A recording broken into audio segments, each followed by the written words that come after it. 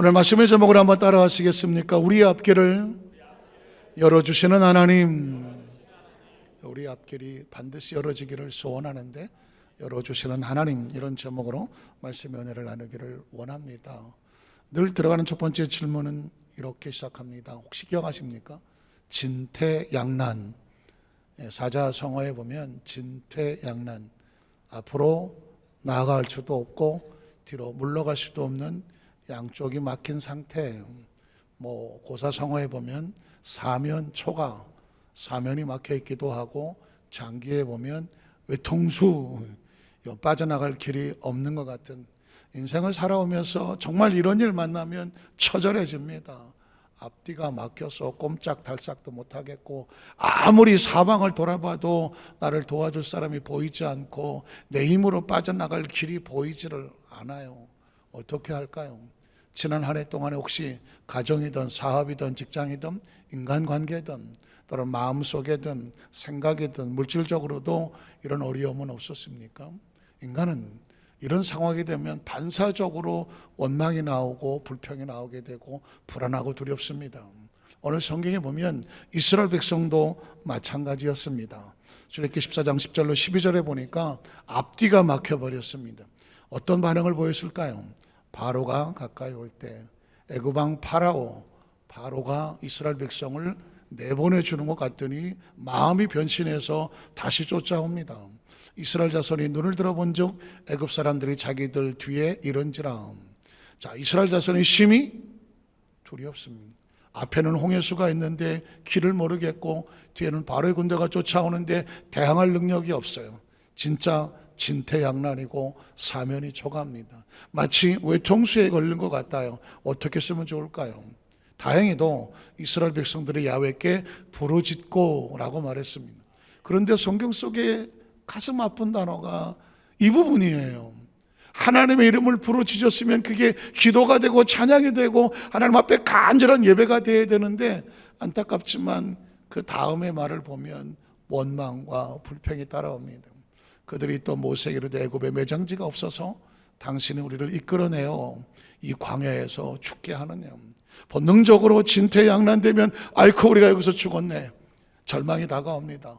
어찌하여 당신이 우리를 애굽에서 이끌어내 우리에게 이같이 하느냐, 큰일 났네. 우리가 애굽에서 당신에게 이런 말이 이것이 아니냐, 이르기를 우리를 내버려두라. 우리가 애굽 사람을 섬길 것이라 하지 아니하더냐. 애굽 사람을 섬기는 것이 광야에서 죽는 것보다 낫겠더라. 아니 좀 잘 되는 줄 알아서 내가 믿음 생활도 하고 신앙생활도 하는 것 같은데 이게 나한테 왜 이런 일이 생길까? 덜커도 차라리 내 마음대로 그냥 막 사는 게 낫지 않았을까라는 절망이 다가오기도 한다는 겁니다. 그러면 하나님은 이런 위기 가운데 어떻게 우리가 반응하기를 원하실까요? 13절 이하를 보면 하나님께서 원하시는 반응은 이렇게 나옵니다.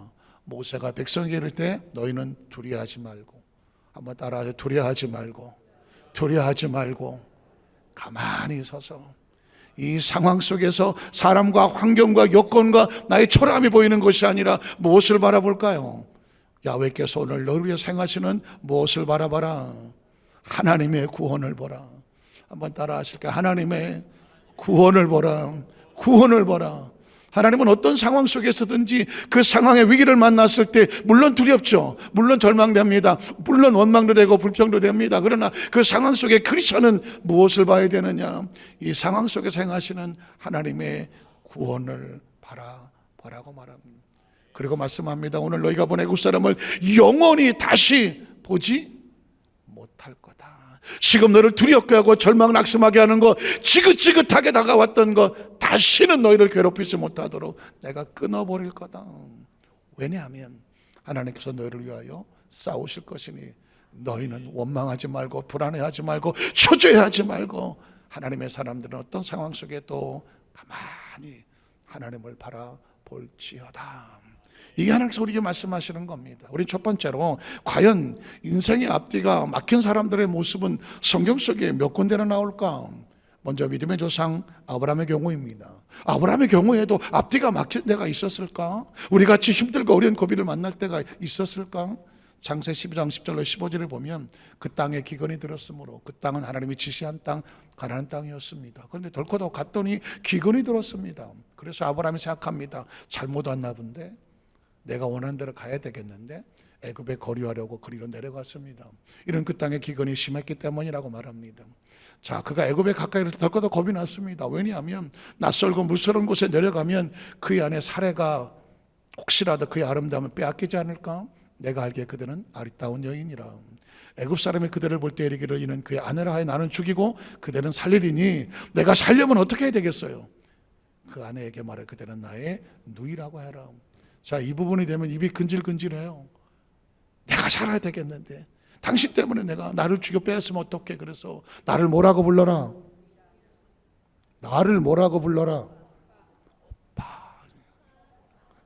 그대가 나의 누이 동생이니까 나를 뭐라고 불러라? 오빠라고 불러라.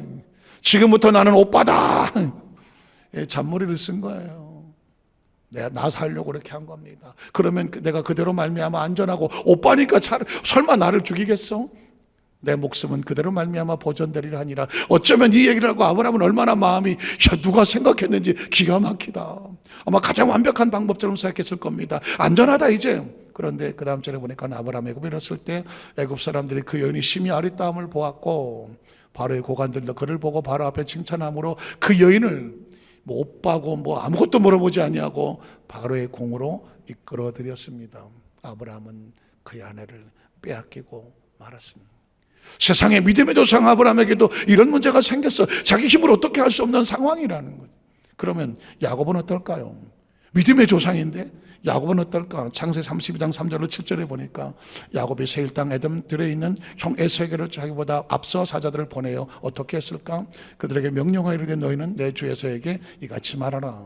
주의 종 야곱이 이같이 말하기를 내가 라반과 함께 거류하며 지금까지 머물러 있어 싸우며 내가 소와 나귀와 양떼와 노비가 있으므로 사람을 보내어 내 주께 알리고 내 주께 은혜 받기를 원하나이다. 무슨 말이냐면 기억하시죠? 20년 전에 형에서의 장자권을 대신 속여서 팥주황으로 속여서 자신이 받아버렸습니다. 그리고 외삼촌 라반의 집으로 도망을 쳤습니다. 에서의 입장엔 기가 막히지 않겠습니까? 자기가 받을 이 장자권의 축복을 팥죽 한 그릇에 팔아서 속여서 야곱이 다 받아가지고 야반 도주를 해버렸습니다. 에서의 가슴엔 피 맺힌 한이 있습니다. 20년 동안 복수의 칼날을 갈았습니다. 야곱이 온다는 소리를 들었습니다. 그래 내 놈 내가 가만두지 않겠다. 400명의 군사를 이끌고 야곱을 치러 오는 겁니다. 야곱은 잔머리 쓰는 사람이라 이걸 어떻게 이 난관을 해결하지? 그래서 마치 아브라함이 잔머리 쓰듯이 야곱도 잔머리 쓰는 겁니다. 어떻게? 양과 소와 가축들을 에서에게 먼저 막 보내서 이게 다 형을 위해서 준비한 거니까 형 제발 이거 받고 마음을 녹이고 나 좀 살려주십시오. 이렇게 머리 쓰는 겁니다. 세상에 돈 싫다는 사람이 있겠어? 가축 싫다는 사람이 있겠어? 이거 치면 자기가 안 변하겠어? 이렇게 생각한 겁니다.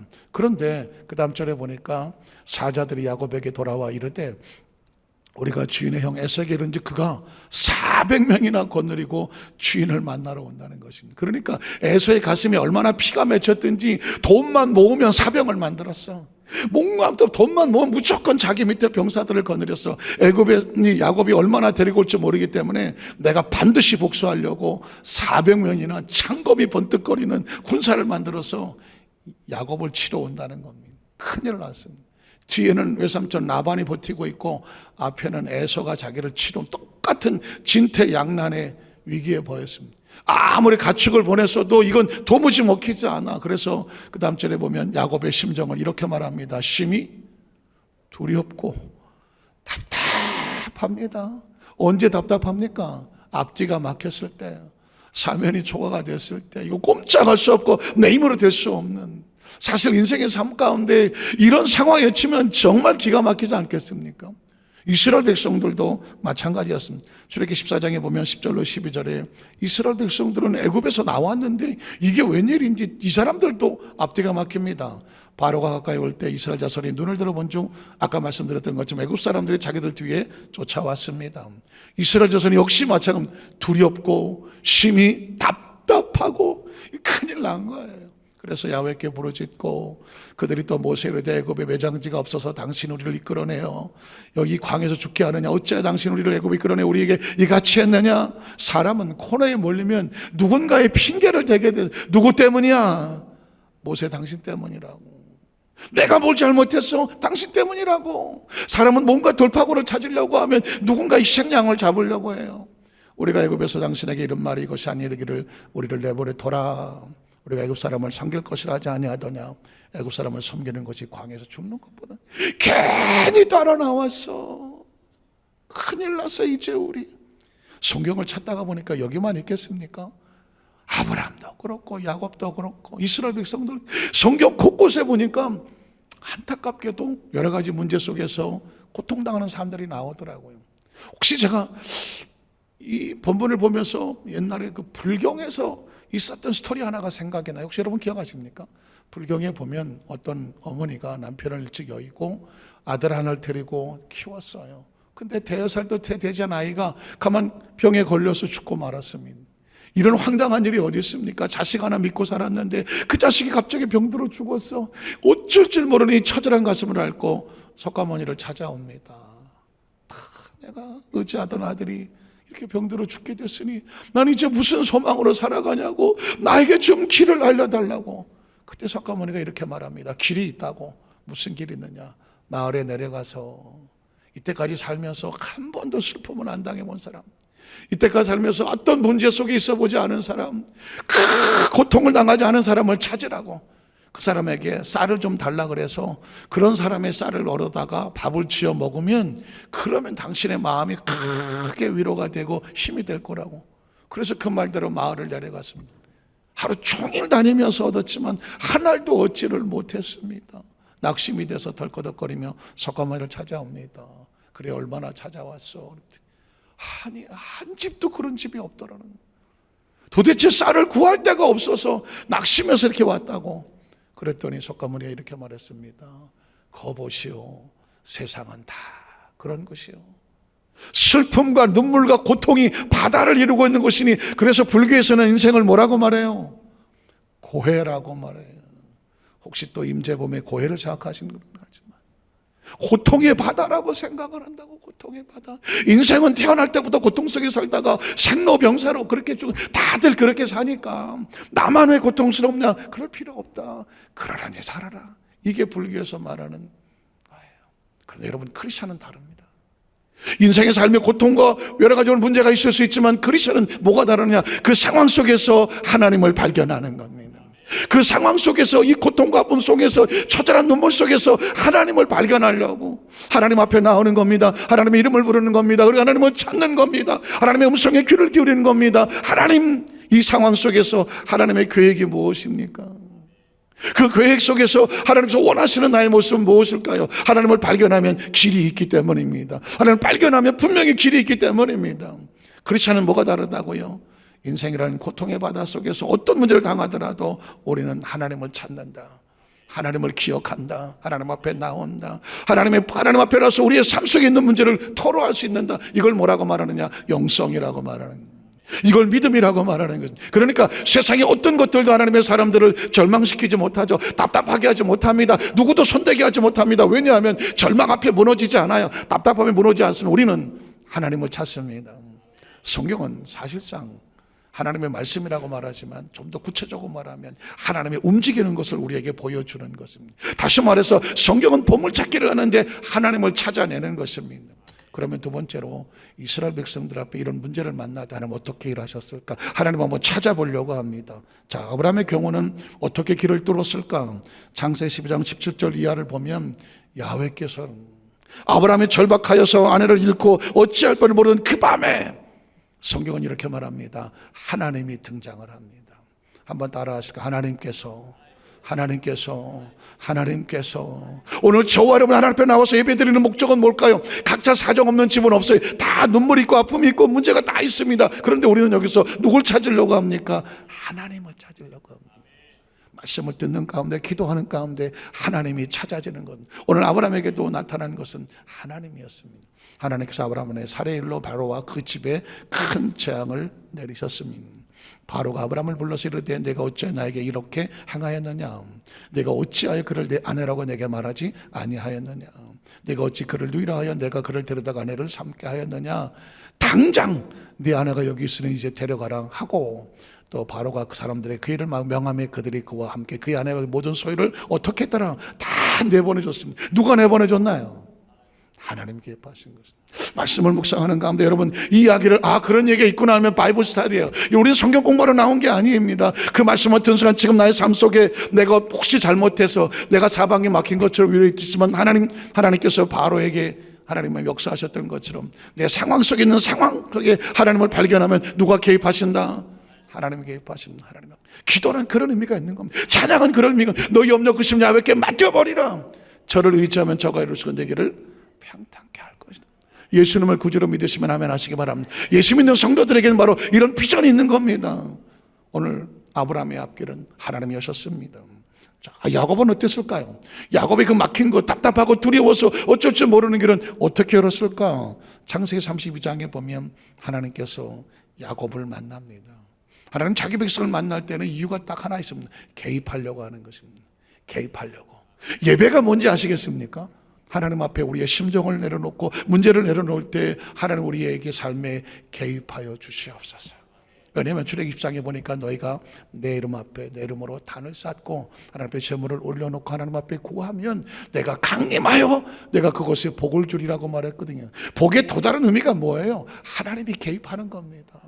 복이 뭐예요? 하나님이 개입하셔서 하나님이 여시는 게 그게 축복이에요. 오늘 저는 절박합니다. 하나님, 여기도 수반자교회 성도들이 추위를 뚫고 나와서 하나님 앞에 예배할 때 각자 가지고 있는 심정마다 하나님이 모하여 주시옵소서. 하나님 모하여 주시옵소서. 개입하셔요. 한번 따라 개입. 하나님께서 역사하시고 운행하셔서 지금 이 시간에 우리 모든 손을 가슴 속에 답답하고 힘들었던 마음 속에 하나님이 개입하심의 역사가 있게 하여 주시옵소서. 자, 야곱은 밤에 일어나 두 아내와 두 여종과 11 아들을 인도하여 야복나루를 건너갑니다. 그런데 잘 보십시오. 그들을 인도하여 시내를 건너가게 하며 그의 소유도 건너가게 하고 야곱은 홀로 남아있습니다. 이게 집안 내력인 것 같아요. 아브라함도 잔머리 쓰는데 야곱도 잔머리 씁니다. 어떻게 하냐면 형 에서가 저 약복강 건너에 오니까 어떻게 하냐면 자기 소유들을 먼저 보내고 종들을 보내고 자식들도 보내고 근데 자기는 안 건너가. 야곱은 안 건너가. 왜 그럴까요? 내 목숨은 소중하니까. 이게 야곱이에요. 인간은 본능적으로 사실은 다 그래도 누구는 살아야 돼. 나는 살아야 돼. 어떻게 보면 이건 약복강의 이야기가 아닙니다. 내 삶 속에 나의 모습일 수도 있습니다. 그래 다 내가 다 알아서 해줄게. 그러나 난 안 돼. 야곱은 지금 홀로 남아 있습니다. 그런데 하나님께서는 야곱에게 개입을 합니다. 어떤 사람이 날이 새도록 야곱과 씨름하다가 자기 야곱을 이기지 못함을 보고 얼마나 고집이 세고 자기 애가 강한지 꼼짝을 하지 않은, 그래서 자기가 야곱의 허벅지 관절을 치매 야곱의 허벅지 관절이 그 사람과 씨름할 때 어긋났더라. 여기서 말하는 그는 하나님의 천사죠. 그가 이르되 날이 새려하니 나로 가게 하라. 야곱이 이르되 당신에게 축복하지 아니하면 가게 하자. 여기서 야곱은 눈치를 챕니다. 하나님의 개입이 필요하구나. 하나님 주신 복은 딴 게 아닙니다. 하나님이 개입하셔야 되는 거죠. 하나님이 축복하신데 축복을 내게 주십시오. 난 없으면 나 혼자 못 삽니다. 그랬더니 그 다음 절에 보니까 그 사람이 이르되 내 이름이 무엇이냐? 그가 이르되 야곱입니다. 그가 이르되 내 이름을 다시는 야곱이라 부를 것이 아니요 이스라엘이라 부를 것이니 이런 내가 하나님과 및 사람들과 겨루어 이겼다.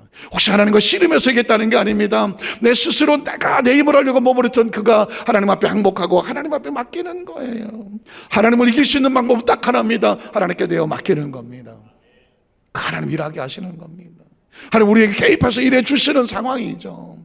자, 그 다음 절에 보니까 그래서 야곱의 청하를 당신의 이름을 알려주셔서 그 사람이 이르되 어째 내 이름을 묻느냐 하고 거기서 야곱을 뭐 하더라? 축복이. 여러분 축복의 개념이 뭐라고요? 하나님 뭐 하시는 거라고요? 개입하시는 거예요.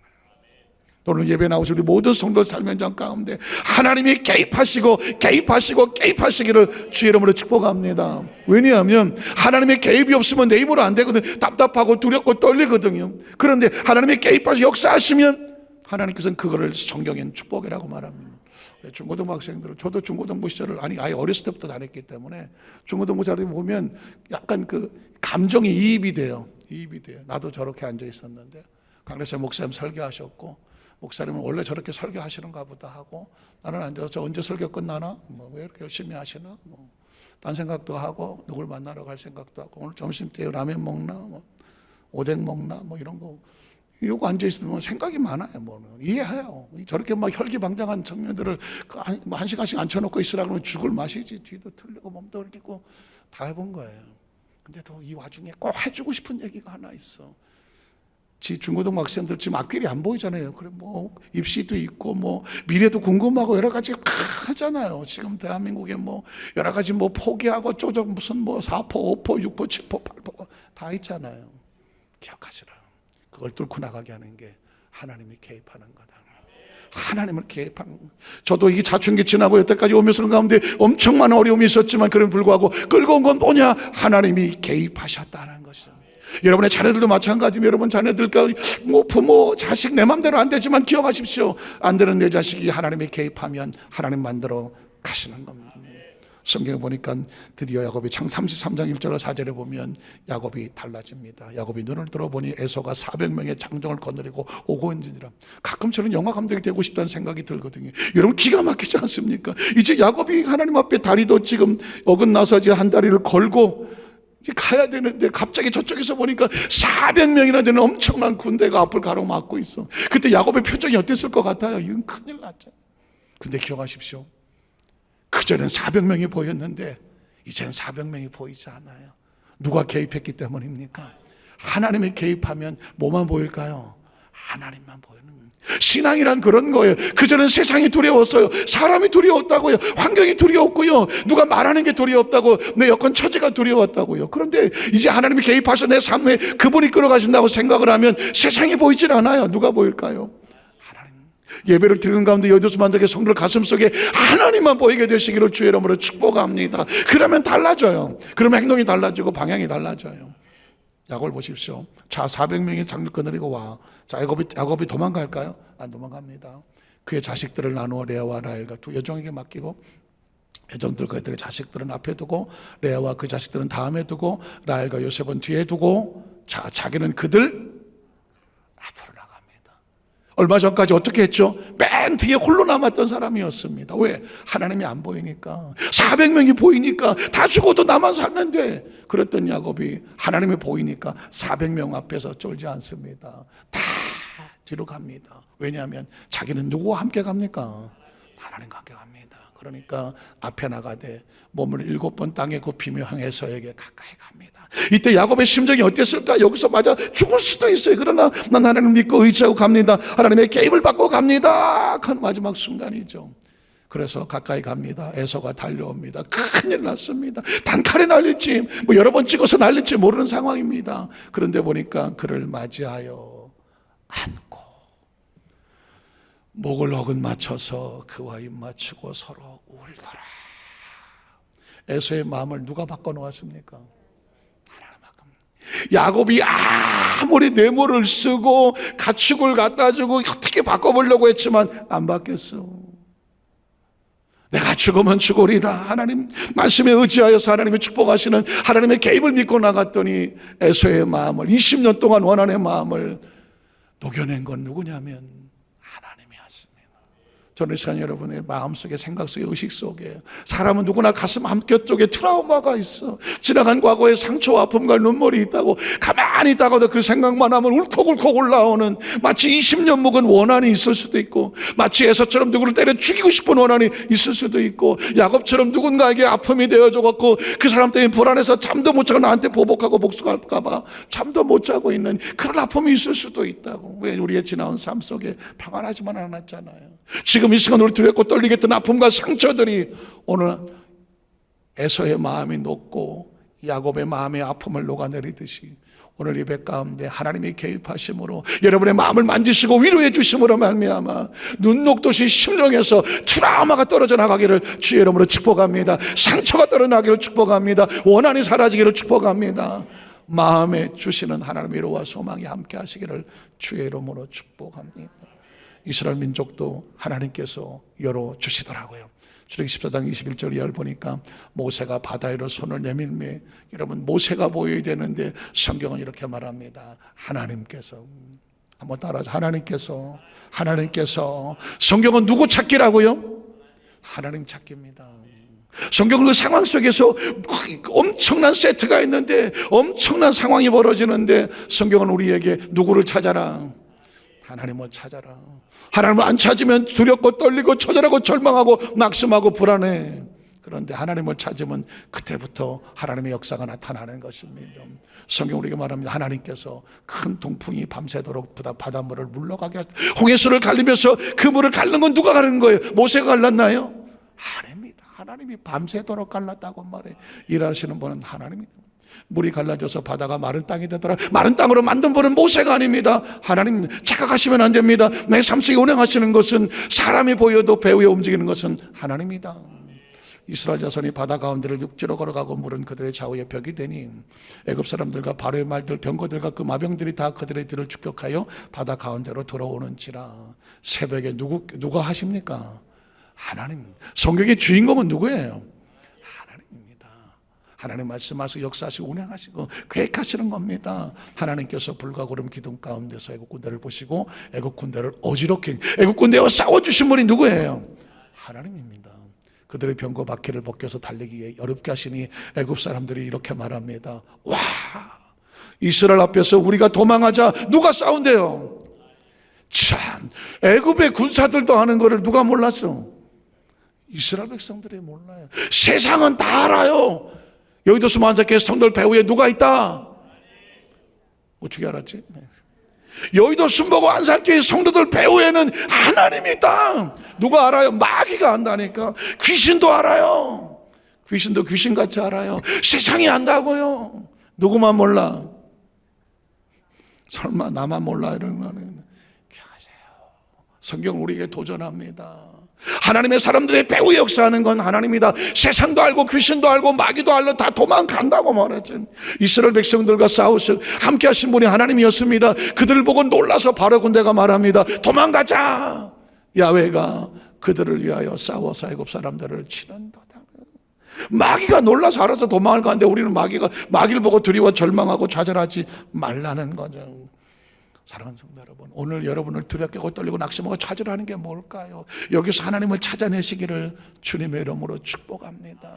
말씀을 묵상하다 보니까 제가 벌써 이제 뭐 5, 6년 이상 됐는데 저희 집 아이가 미국에서 교통사고로 막 46바늘을 꼬매고, 제가 그날 밤에 얼마나 놀랐는지 새벽 1시에 미국에 전화가 와갖고, 워낙 의학 용어가 뭐 복잡하고 힘드니까는 또 한국말도 서투른 애가, 여자애가 중간에 통역을 하는 거예요. 지금부터 하는 거 다 녹음되고 여기 동의를 부모가 해줘야 아이가 수술에 들어갑니다. 요약해 보니까 동상에서 머리가 40발, 한 50발 가까이 꼬매야 되고, 그때 당시는 얼굴도 앞면이 함몰이 돼서 성형수술을 플라스틱 서저리를 해야 되는데 그게 얼마냐? 10만 불. 머리 수술하는데 40만 불. 환율이 1,000원, 뭐 1,200원 할 때만 해도 5억이었어. 혹시 수술하다가 잘못되어서 머리 수술이라 잘못되었으니 사고가 나더라도 의사가 책임지지 않는다. 동의하겠냐? 동의한다. 그럼 수술해도 되겠느냐? 수술해라. 병원비 되겠냐? 하여튼 나중에 알아서 할 테니까 수술해라. 사인하고 다음날 병원 비행기표를 어떻게 구해갖고 우리 사람하고 LA 가는 비행기를 탔는데, 세상에 부모가 그렇게 무기력한 줄은 몰랐어. 아이는 지금 미국 병원에서 뇌수술을 받고 있는데 우리 사람하고 나오는 LA 가는 비행기를 타고 할 게 아무것도 없어. 13시간을 날아가는데 비행기를 탔으면 기내식 물도 안 넘어가. 새로운 영화가 막 여러 번 나왔다고 광고가 떠도 영화 볼 시간이 있겠어? 잠도 못 자, 13시간을. 그때 상황 속에서는 가난해. 할 수 있는 게 아무것도 없더라고. 하나님. 13시간을 하나님만 부르고 가더라고. LA 내려서 병실에 가니까 아이는 뭐 저를 보자마자 형이라고 부르고 우리 집사람을 누나라고 부르더라고. 나는 세상에 아들이 나한테 형이라는 소리 처음 들어봤어. 형 왔어? 여러분 그 기분 어떨 것 같아요? 아들이 저를 처음 보자마자 형 왔어? 나 왔어. 옆에 있는 그 LA에 있는 어느 교회 목사님이 나한테 목사님, 지금 얘는 자기랑 친한 사람은 다 형이라고 그러거든요. 그리고 여자들은 누나라고 그러는데 졸지에 저는 형 됐어요. 우리 집사람은 누나 됐어. 큰일 났구나 이거. 이런 아이를 두고 하루 저녁에 1,000만 원씩 드는 병실에서 2주를 지내는데 하루하루가 시간이 피를 말리는 겁니다. 이걸 어떻게 견뎌내? 잠을 잘 수도 없고. 제가 지금 생각하니까, 그래서 이제 미국 베데스다 대학교 부총장이 저한테 학교 차를 이제 수용차를 내주면서 목사님 병실하고 왔다 갔다 이거 쓰세요 하고 주는데, 제가 미국의 영주권도 포기하고, 그리고 저 드라이버 라이센스는 그 미국 운전면허증도 다 익스파이어 돼서 지금 다 끝났어요. 없어요. 그런데 절코도 차를 주고 절대로 운전하라 그러네. 미국에서 무면허로 운전하다 걸리면 바로 그냥 수감이야. 얼마나 법이 엄한 곳인데, 야, 나 못한다고 그랬더니, 그랬더니 부총장님, 그분이 저보다 믿음 좋더라고. 목사님 믿음으로 하세요. 진짜. 세상에 그것도 믿음이라고. 야, 근데 다른 건 난 절대로 안 했을 거예요. 자식이 그렇게 엎어져 있으니까 하더라고. 운전대를 메고 UCI 얼바인 메디컬 센터에 한 30분 걸려요. 베데스다 학교하고 운전한 지도 오래됐어. 미국에서 다 달아. 그 교통법 다 다른데 생각해 내가면서 거기까지 가고 새벽 1시든 2시든 뭐 그냥. 그때 제 마음속에 생각지도 않았던 찬양 하나가 막 올라가더라고. 나 영혼아 참 잘 하나님밖에 없더라고. 혹시 찬양 아세요? 시편 62편에 바울이 처절한 가운데에 자기 영혼은 하나님만 잠잠히 바라라고 했던 찬양, 같이 한번 불러볼까요?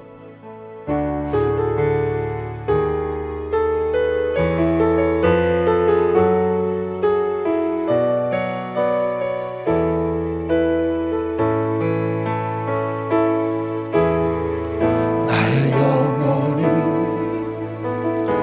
잠잠히 하나님만 바라며 나의 구원이 그에게서 나는 나의 영혼아 나의 영혼아 잠잠히 하나님만 바라라. 나의 소망이 저에게서 나는 너다. 오직 주만이 나의 반석 나의 구원이시니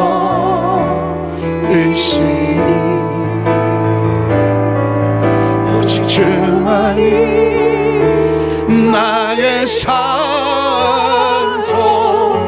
내가 요동치 아니 오직 주만이 오직 주만이 나의 반석 나의 구원이시니 오직 주만이 나의 산소 내가 요동 우리 한 번 더 고백합니다. 오직 주만이 오직 주만이 나의 반석 나의 구원이시니 오직 주만이 나의 산소 내가 요동치 아니하니. 이 찬양이 운전대만 잡으면 틈만 나면 내 속에서 나오더라고. 영원히 찬양을 하더라고. 저는 그때 다윗의 심정을 알았어. 내가 요동치 않겠다. 그게 뭐 자신 있어서 나 요동하지 않을 거야가 아니더라고. 얼마나 마음이 흔들리면 얼마나 영혼이 흔들리면 하나님 오직 주만이 나의 산성이요 반성입니다. 내가 하나님을 부여잡아야 내가 요동하지 않을 걸 믿습니다. 버림치더라고요. 그러면서 하나님께서 하나하나 길을 여시는데, 의사가 포기하고 덮었던 것도 하나님이 만드셔서 뇌 속에 있는 피도 다 빠져나가서 세포 하나 건드리지 아니하고 뼈 한 조각 뇌 속에 들어가지 아니하고, 병원비도 제가 여러 번 간주했지만 미국 정부에서 개입을 해서 병원비 다 들어가는 것도 거기에 보험 처리로 자기네들이 알아서 하고, 얼굴이 함몰돼서 플라스틱 성형했는데 보니까 함몰이 안 됐더라고. 멍을 너무 시커멓게 들어갔고 놀래서 그런 거더라고. 머리부터 발가락이 보니까 머리 수술 빼놓고 나머지 온몸에 스크래치 하나 나지 않고, 후유증을 얼마나 걱정을 했나. 하나님께서 6개월 동안에 다 정상으로 만들어 주시고, 지금은 하나님께서 하나님 사역과 훈련을 시키기 위해서 지금 열심히 지금 사역 훈련을 받고 있게 하더라고요. 할 수 있는 게 내가 아무것도 없었는데 길은 누가 열으셨더라? 하나님이 하셨어요. 전 이 간증과 찬양을 들으면서 오늘 시간 한 해 동안 오면서 너무 힘들고 어려운 가로막힘이 있다고 하면 그걸 열어주시는 분은 누구다?